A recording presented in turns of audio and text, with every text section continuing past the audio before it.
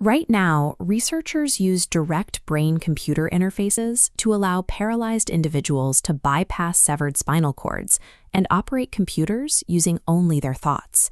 Yet, vetted government personnel are reporting the sudden onset of debilitating cognitive dysfunction, inflicted by invisible, localized forces while sitting at their desks. The public knows these events as anomalous health incidents, or Havana syndrome, named after the diplomats who first reported the attacks in Havana, Cuba. We are looking at a profound dual-use paradox. The precise electromagnetic frequencies being studied to cure neurological diseases are simultaneously being deployed as weapons to degrade human minds. Victims report a specific cluster of symptoms: intense directional pressure, severe vertigo, and hearing localized noises, a phenomenon known as the microwave auditory effect. Studies show the attacks target specific subcortical networks, disrupting connectivity in regions like the splenium and fornix. Despite these highly specific symptom clusters, government agencies often point to recent studies from the National Institutes of Health. Because those studies found no MRI-detectable injury, the physical reality of the attacks is frequently dismissed.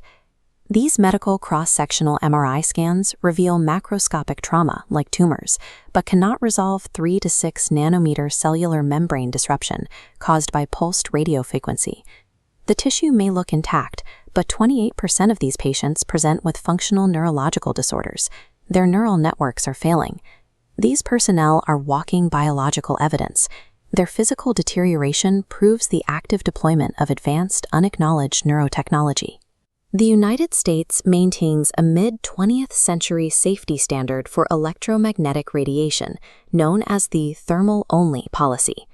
Under this policy, radio frequencies are legally classified as harmful only if they produce measurable physical heat in human tissue. If it doesn't cook the cells, the policy assumes it doesn't affect them. This creates a massive scientific loophole. It allows agencies to legally ignore decades of peer-reviewed research proving that pulsed-directed energy interacts directly with the electrical impulses of the nervous system without generating a single degree of heat. By enforcing this outdated standard, the medical community remains blind to the realities of non-thermal bioeffects. Civilian neuroscience is effectively blocked from researching, understanding, or treating these localized frequency exposures. Directive energy neurotechnology research occurs inside the government's most restrictive category, waived unacknowledged special access programs. This designation removes statutory reporting requirements to congressional defense committees. 98% of lawmakers cannot audit them. They answer solely to an 8-member intelligence group, the Gang of Eight. The technical capabilities are documented in the private sector. The Air Force assigned this patent, US 6470214B1, to a private defense contractor. The text explicitly outlines a method for implementing the radio frequency hearing effect. The patented device transmits intelligible audio directly into the target's consciousness via pulsed electromagnetic waves.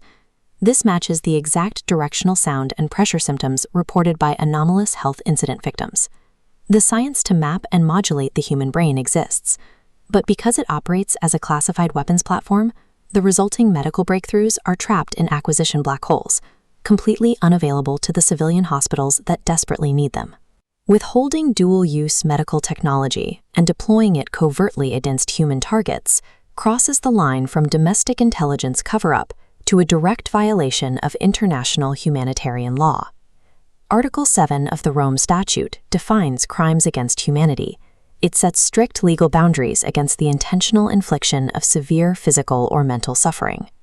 Non-consensual cognitive manipulation overrides a victim's free will and physical autonomy.